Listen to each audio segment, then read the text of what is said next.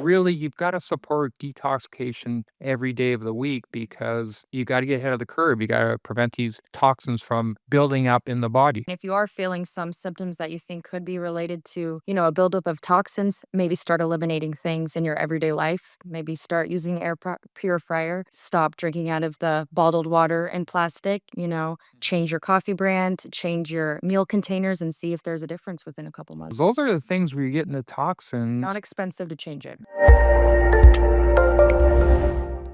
Detoxification. What is it? What does it really mean? We're going to cover in this video what detoxification is and really what is the essence of why you need to detox, what are the main players in the body for detoxification, what do you need to do for nutrition to detoxify it. So stay tuned in this video. I think you'll find this very helpful because we live in a toxic world and yes, we have to learn how to detoxify. I'm Dr. Mark Stengler. I'm a naturopathic medical doctor. I've been in practice for over 30 years. I've written 20 books on nutrition and functional health. And here I have Hope Stengler Castro, and yes, we are related. And she has a master's degree in functional medicine and human clinical nutrition. So that's a great combination to have. And we both work at the Stengler Center for Integrative Medicine, along with Dr. Angela, my wife, and Hope is our daughter. And this is a very important topic, Hope, because, look, I've seen research showing, and I've talked about this in some of my books, that we have over 100,000 man-made chemicals in our environment. Most of these chemicals don't even have good studies on them. They shouldn't even be in our environment, but this is something people are exposed to all the time in the air, in the water, in the cosmetics they use, medications they take. So it's just, everyone's bombarded. And so you can't be healthy if you have toxicity in the body. But really, for the viewers out there, what would you say detoxification really means? So, a lot of the younger people, especially around my age, early mid 20s, don't fully understand that detox is not something that you need to do. It's your body already does it every single day. And we're harming our bodies every day with, like you said, different cosmetics, foods that are not organic, have added hormones, toxins in the air, even air fresheners in our house, plastics, microwave plastics. A lot of people don't understand that it's not just juice cleanses and fasts that fix that. It's not a short term thing, it's an ongoing natural process that the body performs every single day. Yeah, and so when you look at detoxification, here's the good news. The body has an intricate design to eliminate toxins. Mm. And so if we work with that design, you can detoxify. But I think to your point, a lot of people do detoxification programs, which isn't bad, Right. can be helpful, especially, depending how you're doing it. But the body is set up, is designed so your cells and your organs are detoxifying every second of the day. We have special, what they call organelles and detoxification systems in our cells. People always think of the liver and kidneys, and yes, they're major organs of detoxification, but in the cells themselves, we have special organelles which help with detoxification. Right. And so what we want to talk about today is how do we best support that process? But anything else you want to say just in regards to the concept Yeah, of I think detox? there's just a misunderstanding that detox is something we need to do to help the body and support the body detox because it's already doing it, but we're harming the body by thinking we're fixing things by drinking juice or not eating for a couple hours a day, but we're still, having all of these chemicals in our bodies and doing these daily things that can harm us without even realizing it. Right. And I think, at the deepest level, how do these toxins that we're exposed to, how do they affect people? Well, there's a couple of things to consider, right? It depends what the toxin is. Some toxins are much more, damaging than others. I mean, if you have high levels of lead in your body compared to, let's say, high levels of some water soluble chemical you just been exposed to briefly, I mean, there can be a big differences in the harm to the body. But there's so many of them. That is the key. I know when we test people at the clinic, we do an environmental urine test where we screen like pesticides and plasticizers and BPA and we check for toxic metals too, lead, mercury, arsenic, cadmium, mercury, aluminum, all these things. And, let's just face it, the average person we test has multiple toxin levels in their body, usually more than just mild levels. We check mycotoxins too. Mhm. Mold toxins people get from their food supply, like from grains, nuts, and seeds, their coffee. Coffee is a big one for.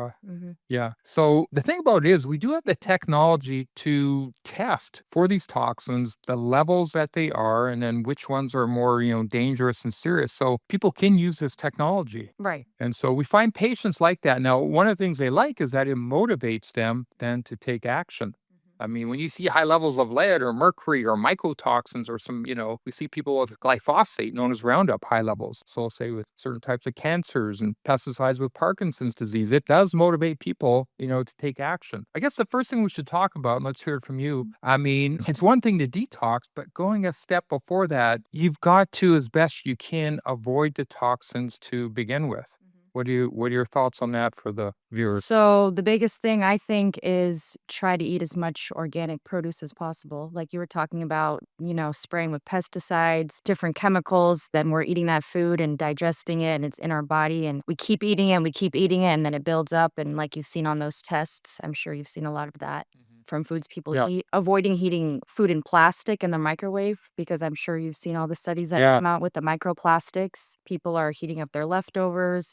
It's cheaper to buy plastic than glass containers, but it's not cheaper in the long run. Well, you just pointed out Both. you point out a major category I forgot in the Yeah. introduction there, the old microplastics. Right. Now we're seeing them in people's blood vessels, in their brain, in their heart, and they're getting surgery and stuff. So, it's a sad thing where people were eating healthier, they're exercising, right? And then all of a sudden, they're making their own food at home. And lo and behold, you find out people are getting microplastics from the container they're making their healthy food and storing it in, Right. right? Yeah. That's frustrating. I know we've moved over to, because we prepare our meals for the day when we're at the clinic for lunch and stuff. Tell the viewers what we Yeah, really we focus on. use the glass containers, no more plastic, no more bags, even, pre-made food in bags, microwavable, organic rice, things like that. You just want to take them out of the plastic, put them in a glass container. Just no reason to be ingesting that if you don't have to. Yeah, and how about the water bottles, the water Yeah, the containers? plastic water bottles and even just testing your water to see, how good of quality is. Try to stay away from plastic water bottles. Bring your own filtered water from home. Yeah, and we have Free water bottle. right, and we have water filtration systems at the clinic in the home. So you got to nowadays you have to have a water filtration system. I mean, it's just imperative. Well, and so the water containers focus on stainless steel, ceramic, glass, right? Because now they found these other BPAs, bisphenol like B and other bisphenols. So people heard about BPA and it's not in the bottles anymore, but it's still in the environment. Right. But you still have other chemicals in the plastic. And so And the water bottle staying out in the heat. If you're at the beach or somewhere out and they're all hot and then you're drinking, all this plastic and it's just. yeah, and so let's say you're on a trip or whatever, and you don't have your bottle with you, and you're getting it once in a while. It's not a problem, but for people who are doing it day after day after day, these toxins are going to accumulate. So I'll say the water is critical.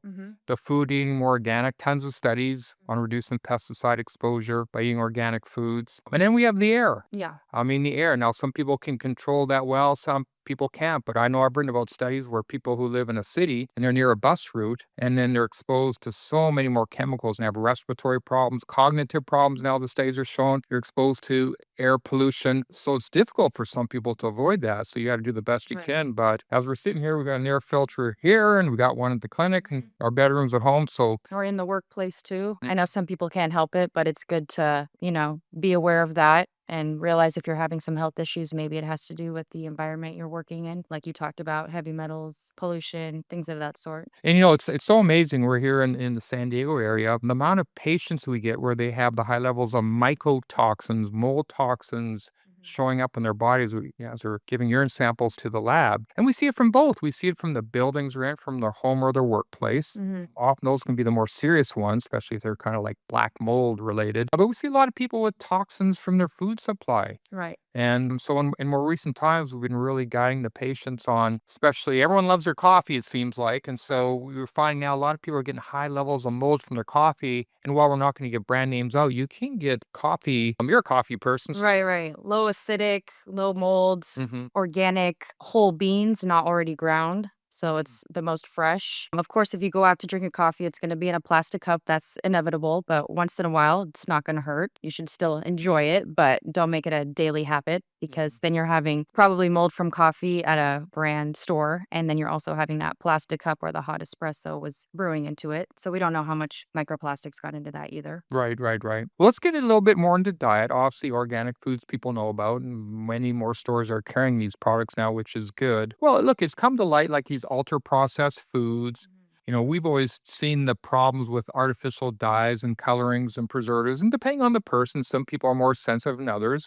can definitely affect mood, can affect memory and focus, skin health, digestive problems. I know the administration recently is coming out trying to change what's available in packaged foods in terms of these dyes and stuff. But the average person out there, they're eating out a lot. They're getting a lot of these chemicals, aren't they? Right, or taking Tylenol or Advil, which is not a bad thing, but, multiple times a week, just having some headache or something like that. There's so many other natural alternatives to that. But people are used to it now, and that's what they know. So Right. it's good to be informed of what else is out Yeah, you got to be informed, be educated. Now, let's get into some of the foods. I mean, there's many healthy foods people can eat, but there are foods that are more well studied for detoxification. Tell us a bit about the cruciferous vegetables Yeah, because they have a lot of research. your favorite is the cruciferous vegetables every single lunch. We try to throw kale in there, broccoli in there, carrots, Brussels sprouts, steamed or cooked with olive oil, not on too high of heat. We don't want to kill all of the good ingredient or, compounds in there by cooking it too much or over high heat. I'd say those are the big ones. Cruciferous vegetables, like say broccoli, cauliflower, bok choy, Plus, kale, Brussels sprouts. I mean, they have some very unique studies on them where they have been shown to assist the detoxification pathways in like the liver and kidneys. So they actually help the body, break down compounds. And one of their unique benefits is they often can boost like glutathione levels and enzymes related to glutathione, which is a major antioxidant and detoxer in the cells of the body. But the average American is not consuming cruciferous vegetables on a regular basis. yeah, I have not seen. Uh, Many people do. That's right. Of course, we also have what are called the allium vegetables. Talk a bit about that. The garlic, the onions. Those have good Yeah, I studies mean, on it garlic too. is really easy to use as a, season enhancer. You can add that in pretty much any meal. Onions, grilled or, even boiled. Those are great additions. They're really easy to cook. You don't really need to be a chef at all. You can just make it however you like it and add the seasonings, and it's a great addition to your meal. Help you detox. And one of the key things with detoxification is we know that the average American doesn't come anywhere near meeting the amount of fiber requirements on a given day. I mean, a lot of people are getting like 5 grams of fiber and you should be getting like 25 to 40 grams of fiber a day. And so you're going to get most of that in, your salads, your vegetables. You can get some of it from fruit too. You can get it from nuts and seeds and beans. But if you don't get enough of that fiber, especially the what we call the insoluble fiber, because that's going to carry, obviously the fecal waste out of the colon, and we have inefficient bowel elimination. We now know, and well, we've known for some years that you actually can reabsorb certain bacteria from the colon back into the bloodstream. So this is why, in holistic integrative medicine, regular bowel movements is a big thing. I'm always surprised we get some patients coming in and they tell you they have 1 to 2 bowel movements a week. Right. And then their general provider tells them it's not a problem, it's not a big deal. Well, okay, it's not going to kill you immediately, but it is setting you up for having health problems. And, Right. How are they detoxing efficiently if they're not getting anything out? Yeah. they can't be, Yeah. right? It's impossible. They can't be. We often do recommend things which support liver detoxification because the liver is so important. But most of the things we recommend for liver also help kidney. Now you talk about the cruciferous vegetables, obviously even just the leafy greens, spinach, and these types of foods, the other leafy greens, romaine lettuce, and other ones. They all give you the fiber. They have different nutrients which are important. And sometimes we put patients on supplements which help liver detoxification more, like milk thistle, artichoke extract. Artichoke's another good food. Corn sugar. Yeah. Okay. Dandelion root. Again, using glutathione. All these things improve liver and kidney detoxification. And they work in part by stimulating the production and release of bile. And bile carries toxins out from the liver and gallbladder into the GI tract so you can eliminate them. So you're getting rid of those toxins more effectively. What about, we're talking about the fiber and the fruits, vegetables, nuts, and seeds, but people need protein too. What about the importance of just high quality protein sources? Yeah. Yeah. We focus a lot on getting the wild caught salmon at the stores. Try to, stay away from the frozen or the farm, things of that sort, like more of the lean meats, the chicken breast, the ground turkey, maybe even tilapia or halibut. Those are the main ones. Once in a while, some ground beef, low in fat, but we try to make that more of a once in a while type of meal. Well, what about what we've really have focused on in the last couple of years and the way we cook the proteins? You're the master cook, so maybe tell them a bit about, how we're really restricting the grilling. We form the cancerous compounds when you grill proteins and meats and stuff. Tell them what we mainly focus on Yeah. cooking the proteins. Yeah, we try to do a lot of the air fryer lower heat, and then olive oil on the pan. Again, low heat. We don't want to kill any of those good compounds in the olive oil or in the food or anything like that. So nice and low. But we really have transitioned a lot to the air fryer. Mostly to the air fryer. Yeah. I would say so. You can, of course, bake and all that too, Mhm. but our meals aren't large, so No. the air fryer does work well. People are drinking coffee. Hopefully, they're drinking purified water. But teas, drinking the right teas can really support detoxification. A ton of studies on green tea. Green tea has the most numerous studies in terms of a tea because it has unique effect of supporting the detox pathways, which I won't get into. But of course, green tea supports detoxification and probably is one of the reasons, not the only reason, because it does have special compounds in it which have anti-cancer, effects. But the green tea, again, one of its benefits, probably why it helps prevent cancer, or reduces the risk of cancer, is its ability to improve detoxification. And when you get bad toxins out of the body, which cause DNA damage, that obviously can have a cancer protective effect. Right. What kind of teas do you like to recommend to people in terms of just supporting, the detox? Definitely try to do organic tea again as much as possible. I like green. And just don't interrupt, but I mean, I've seen a lot of studies on how regular teas and organic loaded with heavy metals. Yeah. A lot of loaded heavy metals, bad bacteria. So the organic, especially for the teas, I highly recommend you got to go organic. And then I know you did mention trying to get the loose leaf tea as well. That's a good point. In a bag. Talk more about that because of Yeah, tell the more microplastics.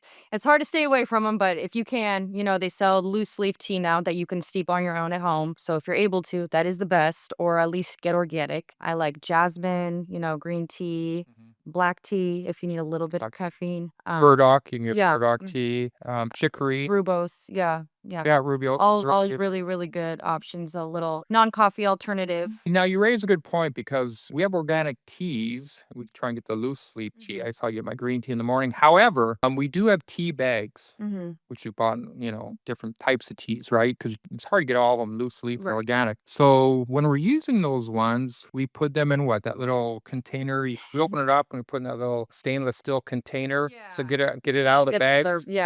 Gets all the flour out into the water. Yeah. There's a name for it. Anyways, there's other ways to protect yourself. Again, once in a while, these things aren't going to hurt you, but time after time. So it sounds like, in a nutshell, if we had to summarize, your body's detoxifying every second of the day. You've got to not only restrict the toxins that are coming in, you've got to support your detox organs and cells with the proper nutrition. Do your best with the air purification, the water purification. And it's interesting.